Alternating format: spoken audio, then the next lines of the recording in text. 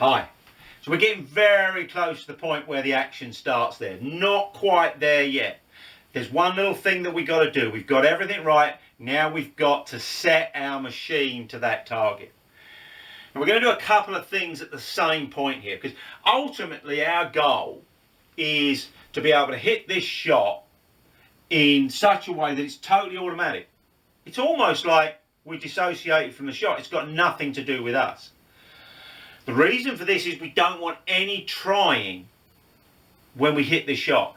We've built up over this pre-shot routine all this trust and good feeling about what we're going to do. We've assessed it mathematically and also gone through our gut feeling to check that it's the right shot. We've pretty much entailed in that is we know that we've got all of the skills and all the resources on board to hit that shot. So there's no real reason that we can't hit the target, but we also know that we can be totally fearless, because even if we miss the target, it's going to fall into an area where we want it to fall. So the only thing we've got to do now is set the machine up to that shot. So we pick our target. We then pick an intermediary target. And we're going to use this again a little bit later in this pre-shot routine. And once we've picked the intermediate target, then we're going to, whatever sequence we've worked out before how to do this, we're going to set up to the target and to the shot. So in other words, there may be some differences here compared to the shot that we've got. So the ball could be a bit forward, it could be a bit back. We could be setting up for a draw, we could be setting up for a fade. We could be setting up low or high, and there is going to be some elements of that setup.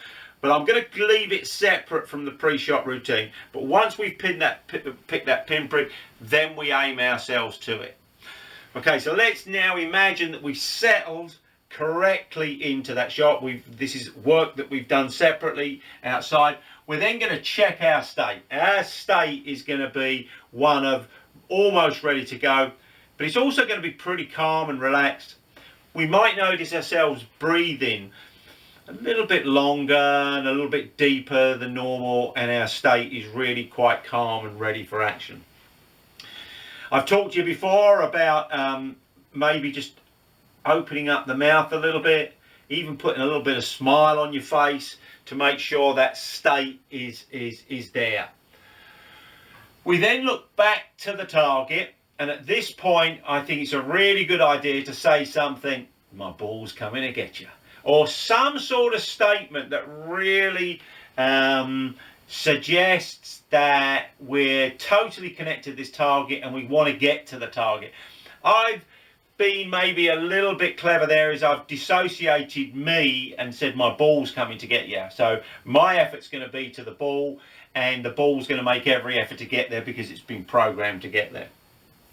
I'm going to store all these good feelings and everything in that intermediary target. I'm then going to go back to the target, one last long look. I may repeat the statement.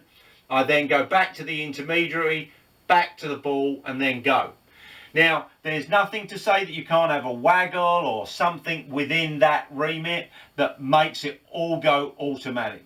But the idea is, without a doubt, that everything we've done is a process. That process is going to allow you to hit that ball without any trying whatsoever.